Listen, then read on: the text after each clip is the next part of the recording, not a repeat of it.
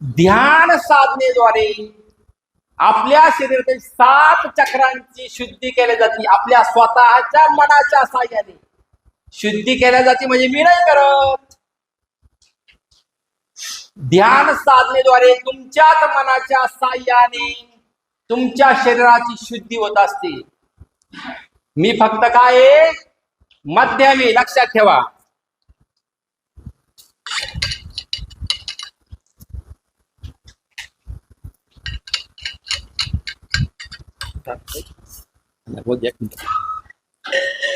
ध्यान साधनेद्वारे सर्वात पहिले आपण शरीराची शुद्धी केलेली आहे. 7 चक्रांची शुद्धी. परत दत्त प्रभूंना आपण प्रार्थना केलेली आहे. तर आमच्या शरीरामध्ये जी काही पीडा असं ती पीडा नष्ट करा. आपण दत्त प्रभूंनी ही प्रार्थना केलेली आहे. ब्रह्मरूपाने तुम्ही उत्पन्न करणारे, विष्णू रूपाने तुम्ही पालन करणारे आहे, शिव रूपाने तुम्ही संहार करणारे आहे. सर्व काही तुमच्या हातामध्ये आहे. आम्ही तुमचे लेकरे आहोत. तुम्ही आमचं रक्षण करा. अशी आपण काय केलेली सकाळी प्रार्थना केलेली आहे. आपली सगळी प्रोसेस झालेली जवळजवळ 5.5 ते 6 तासाची. आता फक्त 15 मिनिटाची प्रोसेस राहिलेली आहे. अखेर या दत्तधाम सरकार विरोधातील जो गुन्हा आपण दाखल केलाय त्याला अटक झाली आहे. नेमकी काय ही सगळी पार्श्वभूमी आहे गुन्ह्याची?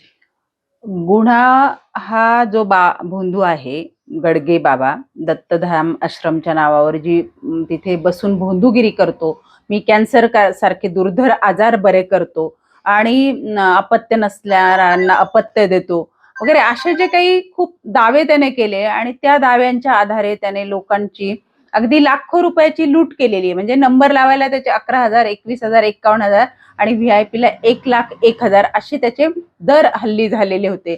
आणि त्याच्या पुढे लूट तो करत होताच. आध्यात्मिक शक्ती, दैवी शक्ती असं म्हणून मी आजार बरे करतो असं सांगत होता. आणि विरुद्ध बाजूला तो काही झाडपाल्याचे औषधं पण देत होता, की जे औषधांमुळे अनेक पेशंटला आजही ते त्रास झालेला आहे. म्हणजे काल मला माजलगावचे 2-3 लोकांचे फोन आले की त्या औषधांमुळे आम्हाला ऍडमिट व्हावं लागले, उपचार घ्यावे लागले, आमची इतक्या लाखाची फसवणूक झाली वगैरे. असे लोक आता बाहेर येऊन बोलायला लागले. इतक्या दिवस लोक दबलेले होते, घाबरत होते बोलायला. आता लोक मात्र बोलायला लागलेत. तर त्याने ही जी चालवलेली फसवणूक होती, ही जी लूट होती, हे लोकांच्या आरोग्याशी खेळणं होतं, लोकांच्या मानसिकतेशी खेळणं होतं, लोकांच्या शारीरिकतेशी खेळणं होतं आणि आर्थिक लूट होती. तर ही लूट थांबवण्यासाठी आम्ही हा गुन्हा दाखल व्हावा म्हणून आग्रही होतो. आणि त्या दिशेने पहिलं पाऊल म्हणून पहिलं कलेक्टर आणि SP-ना निवेदन दिलं होतं. त्याच्यानंतर DYSP-ना निवेदन दिलं, आरोग्य अधिकाऱ्यांना अर्ज दिला, प्रांत अधिकाऱ्यांना अर्ज दिला आणि शेवटी काल ती फिर्याद दाखल झाली, FIR झाली. आणि दरम्यानच्या काळात ह्या भोंदूने खच्चीकरण करण्याचा एक प्रयत्न म्हणून माझ्या नावचा किंवा मी पैसे मागते असं भासवून त्याच्याच लोकांना हाताशी धरून एक बनावट व्हिडिओ तयार केला. माझ्या सोशल मीडियातल्या प्रतिमेचा एक छायाचित्र बनवलं की जे पैसे घेऊन मी बसले असं छायाचित्र दाखवून तो व्हिडिओ त्याने महाराष्ट्रभर व्हायरल केला. आणि 1900 कार्यकर्ते पैसे मागतात अशा प्रकारची माझ्या संघटनेची, वैयक्तिक माझी त्याने महाराष्ट्रभर आणि महाराष्ट्राच्या बाहेरही बदनामी केलेली आहे. त्या बदनामीच्या संबंधानेही मी गुन्हा दाखल केलेला आहे. तर जादूटोना विरोधी कायदा, drugs and magic remedies act, doctors म्हणजे मेडिकल प्रॅक्टिशनर्स ऍक्ट आणि ही जी केलेली बदनामी याच्या संबंधाने एकत्रित BNS म्हणजे भारतीय न्याय संहिता याच्या अंतर्गत गुन्हा दाखल झालेला आहे. आणि त्याच्यात पुन्हा IT चे जे सेक्शन्स आहेत तेही लागणार आहेत. केलेला आहे. नेमकं त्या डॉक्टरचा रोल काय होता? ह्या बाबाने केलं काय, म्हणजे त्याला असं वाटलं की सगळं जग पैशाने विकत घेता येतं. त्याने 12 तारखेला मला दिवसभर प्रचंड त्रास दिला. एक मधुकर शिंदे नावाच्या व्यक्तीने फोन केला आणि मला बोलायचंय, बाबांशी मीटिंग करायची वगैरे अशा अर्थाचा तो फोन होता. त्याला मी खूप बोलले, मी असे उद्योग करत नसते, तू मला असं फोन करू नको पुन्हा. वगैरे त्याला जे तू हे फोन करायचं धाडस केलं हे चुकीचं आहे, माझ्यासारख्या व्यक्तीला असे फोन करणं गैर आहे वगैरे अशा पद्धतीने मी त्याला सांगितलं, जरबेच समजावलं.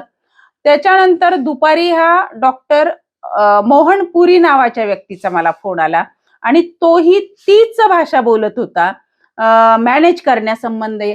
तर त्यालाही मी मग म्हणजे मला अंदाज आला होता की याची हे अशा पद्धतीने चालू आहे, म्हणून मी त्याला जबर आणि परखड शब्दात समजावलं की पुन्हा असे उद्योग करायचे नाही, तुम्ही चुकीच्या ठिकाणी फोन करतायत, मी एक अनिच्छी कार्यकर्ती वगैरे त्याला समजावलं आणि समज दिली थोडक्यात, म्हणून त्याचा मला तिथे उल्लेख करावा लागलेला आहे. आणि संध्याकाळी पुन्हा ज्ञानेश्वरी उर्फ राधिका गडगे म्हणजे त्या बाबाची मुलगी, हा डॉक्टर आणि आणखी कोणीतरी व्यक्ती इथे घराबाहेर माझ्या आले 7:49ला.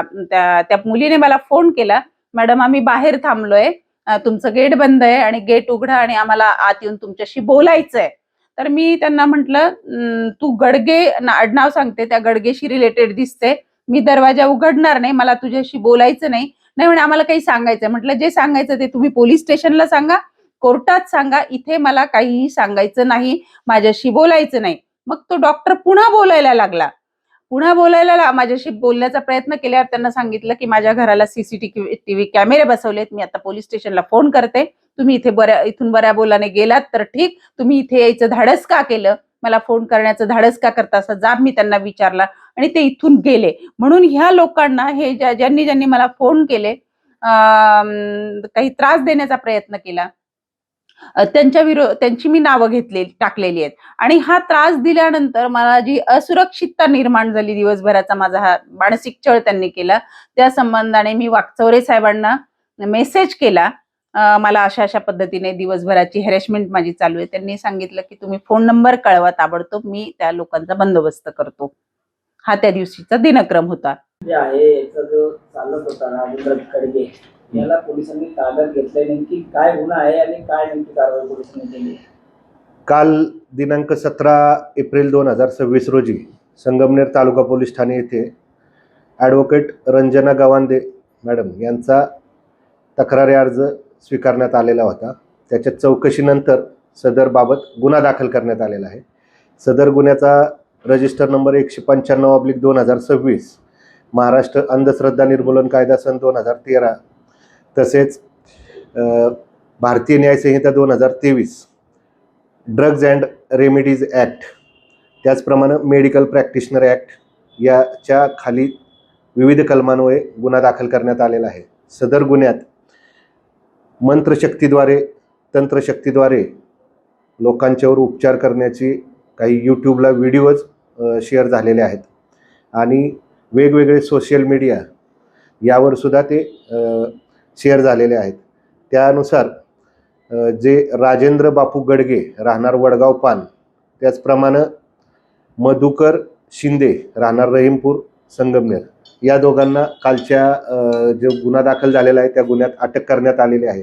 अजून काही आरोपींचा शोध चालू आहे. गुन्ह्याच्या संदर्भाने तपास चालू आहे, पुढील तपास करीत आहोत. गेल्या अनेक दिवसांपासून हे व्हिडिओ सोशल माध्यमात व्हायरल होत होते, तसंच त्याने खंडणी देखील मागत असल्याचा एक व्हिडिओ स्वतः बाबाने प्रसारित केला होता. या संदर्भात आता पोलीस काय कारवाई करणार? एका व्हिडिओमध्ये मधुकर शिंदे नावाचा व्यक्ती आणि सदर गडगे महाराज या दोघांचे आणि अजून 2 लोकांचे व्हिडिओमध्ये दिसत होतं की पोलिसांचं सुद्धा नाव त्यांनी घेतलेलं होतं. त्याची सुद्धा तपासात कारवाई करायचे आपण दक्षता घेत आहोत. आज रोजी दोन्ही आरोपींना अटक केलेलं आहे, मान्य न्यायालयात हजर करीत आहोत. धन्यवाद.